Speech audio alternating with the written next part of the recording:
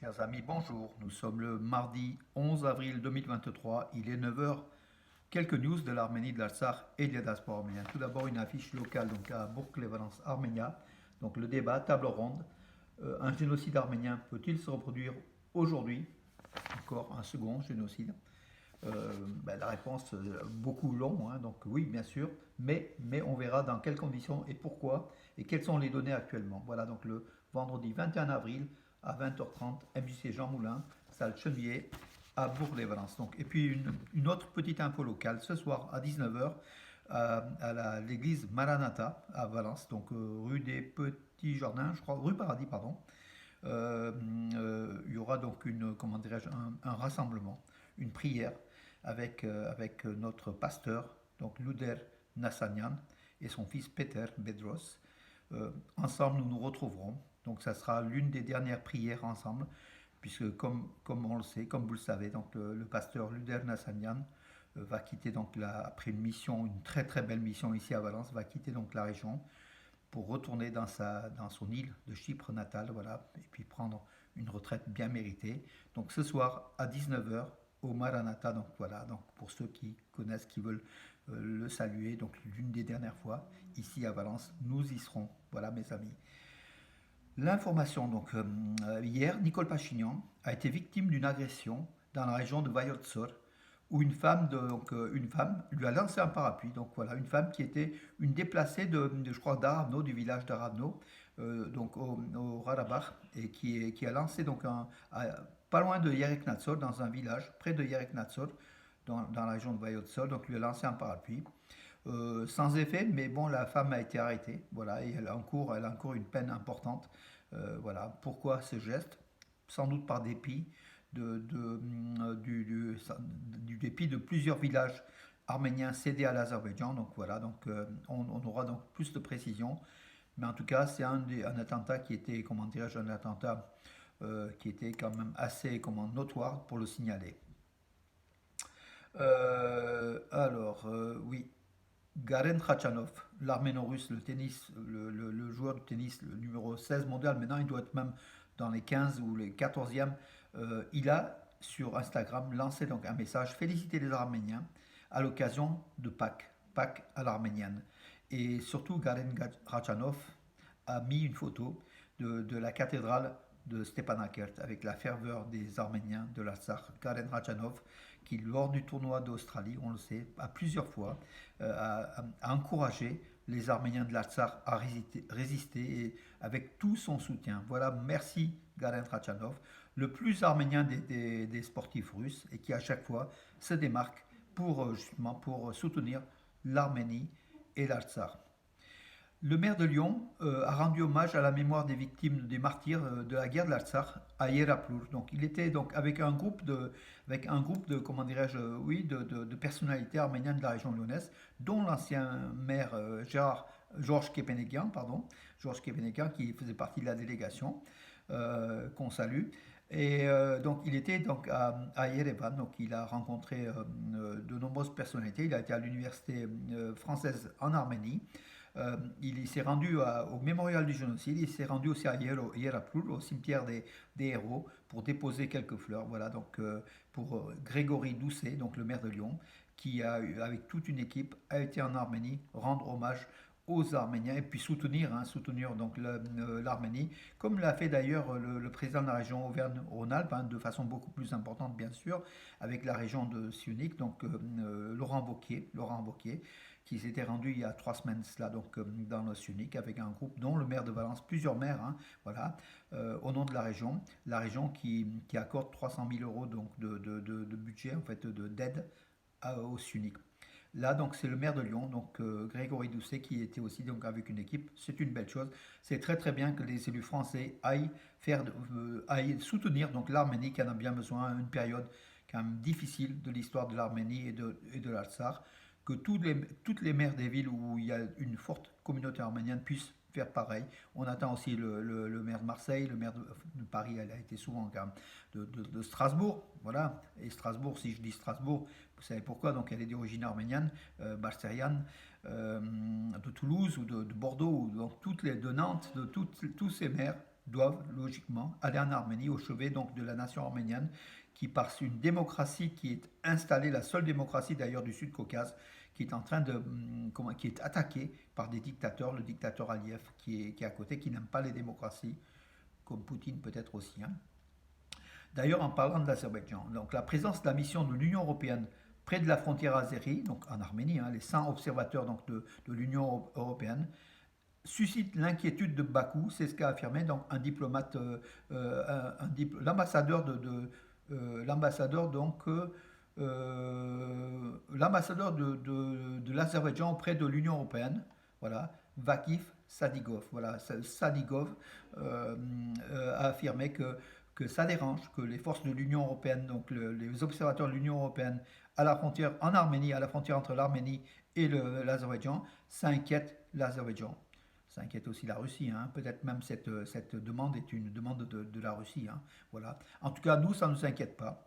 Par la présence de ces observateurs, il y a moins de violations du cessez-le-feu, il faut le dire aussi. Ça a un effet immédiat, politique immédiat, et même sur le terrain.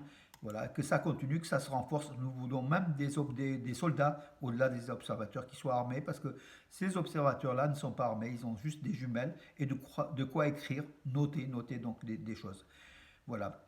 Hier, l'Arménie, l'Artsakh et le monde commémoraient un triste anniversaire, le 31e anniversaire des massacres de Marara. Donc 31 ans, il y a 31 ans, à Marara, les troupes azéries ont exterminé, ont fait donc des massacres dans ce village, avec une cinquantaine de villageois tués, 50 autres disparus, et les 5000 habitants de Marara et de la région qui ont dû quitter donc cette région du Karabakh, de l'Artsakh, près de Mardakert, hein, il y a 31 ans. Donc c'était les massacres azéris contre les Arméniens à Marara. Et on se souvient, le ministère arménien des Affaires étrangères a publié un communiqué sur ces massacres azéris contre les Arméniens à Marara, en affirmant qu'aujourd'hui, ce nettoyage ethnique, cette volonté d'en finir avec les Arméniens, de liquider, donc de faire un nettoyage ethnique de l'Azerbaïdjan, cette idée, cette politique, 30 ans après, 31 ans après, ça continue, on le voit aujourd'hui en Artsakh et au sud de l'Arménie. Voilà donc qui est très clair pour Yerevan, qui demande à la communauté internationale d'intervenir. Bon, la communauté internationale fait des messages, mais ne fait rien d'autre que des messages. Il faut une intervention militaire par des soldats, par des armes, voilà, tout simplement. On le dit de plus en plus, c'est la seule chose qui puisse arrêter un dictateur.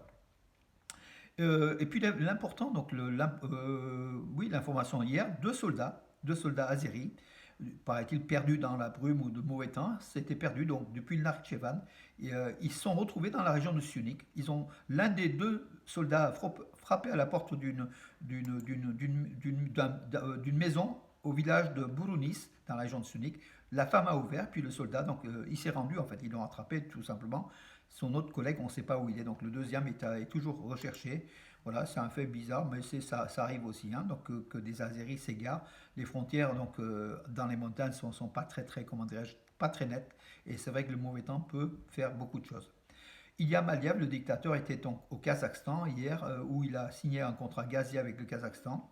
Il a affirmé donc à son homologue kazakh, nous sommes disposés à normaliser nos relations avec Yerevan. Bien sûr, il affirmait que l'Azerbaïdjan voulait normaliser, mais que l'Arménie ne désirait pas trop traîner les pieds, ce qui est faux, parce que la normalisation donc, de l'Azerbaïdjan, c'est à sa volonté, à toutes ses conditions, et la condition de l'Arménie, c'est la sécurité du Haut-Karabakh, des Arméniens du Haut-Karabakh, pour un traité de paix, et ça, Bakou n'en veut pas. Bakou considère que le Haut-Karabakh, l'Artsakh, fait partie de l'Azerbaïdjan, on n'en parle pas. Yerevan ne veut pas lâcher les 120 000 Arméniens de l'Artsakh, et c'est évident, bien sûr, parce qu'il y a encore une fois un nettoyage ethnique menace cette population, et l'Arménie ne veut pas signer un traité de paix dans des conditions de Bakou. Il faut aussi qu'il y ait des conditions d'Erevan dedans, et ça, Aliyev n'en veut pas, donc il dit l'Arménie traîne des pieds pour signer, sans parler du fond, hein. Le fond, c'est quand même l'Azerbaïdjan qui fait que l'Arménie ne peut pas signer un traité de paix inéquitable. Oui, information que j'ai mise il y a un quart d'heure.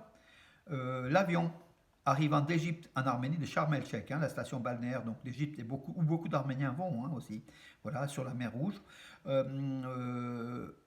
cet avion a survolé Yerevan, est arrivé à Yerevan, a survolé Yerevan, n'a pas pu atterrir pour des mauvaises conditions de visibilité lors de l'atterrissage. Et d'urgence, il est reparti, mais il est reparti en Turquie. Il a atterri sur l'aéroport d'Erzurum. Voilà, Erzurum, donc, qui est une ville arménienne aujourd'hui occupée de l'Arménie occidentale, occupée par la Turquie. L'avion a atterri, un Boeing 737 ou 47, peu importe, oui, 737, voilà, de la compagnie égyptienne AMC. Donc, l'avion a atterri à Erzurum, voilà, donc c'était ce matin à 2 heures du matin. Euh, Encore un élément pour rapprocher l'Arménie de la Turquie, bien sûr, hein. Les négociations vont bon train. C'est ce qu'a affirmé d'ailleurs Mevlut Çavuşoğlu, le ministre turc des Affaires étrangères, qui a affirmé aussi qu'il aurait été difficile pour l'Azerbaïdjan de prendre le Karabakh si nous ne reproduisions pas les drones. Donc, en fait, la Turquie aujourd'hui se vante d'avoir fourni des drones à l'Azerbaïdjan et qui a fait gagner la guerre de l'Artsakh. Donc, quelque part, Ankara dit à Bakou, vous nous devez cette victoire en fait en Artsakh, la guerre de 44 jours. Quelque part, peut-être Ankara désire aussi peut-être une manne économique du côté de l'Azerbaïdjan ou des milliards du pétrole azéri. On ne sait pas, mais en tout cas, c'est vrai que ces derniers temps, tant Erdogan que Mevlut Çavuşoğlu rappellent à chaque fois à l'Azerbaïdjan que c'est grâce aux drones turcs et aux armes turques que l'Azerbaïdjan a gagné contre les Arméniens. Et puis toute la stratégie aussi, hein, des officiers aussi qui étaient aux commandes lors de la guerre de 40, turcs, qui étaient aux commandes de la guerre du côté azéri lors de la guerre de 44 jours. Mais de plus en plus, la Turquie rappelle à Aliyev, comment dirais-je, que le fait que c'est la Turquie qui a fait gagner la guerre. Voilà. Et la Turquie ne le fait pas de façon fortuite, hein. Bien sûr que derrière, elle doit demander quelque chose. Et ce quelque chose, c'est sans doute de l'argent, puisque la Turquie traverse une crise économique sans précédent, vous le savez. Et puis suite au séisme aussi, avec des besoins énormes, en milliards. D'ailleurs, le nombre de 50 000 morts doit être revu, doublé, triplé, quadruplé, hein, donc voilà, et plus de 800 000 sans-abri qui sont dans des logements de fortune ou dans des tentes. Voilà, donc une pauvre population, hein, à laquelle on peut être que solidaire, mais voilà, Erdogan n'a pratiquement pas bougé. Et sans doute, le 14 mai, lors des élections présidentielles, il va sans doute perdre des élections, et c'est tant mieux, voilà un dictateur s'il peut partir.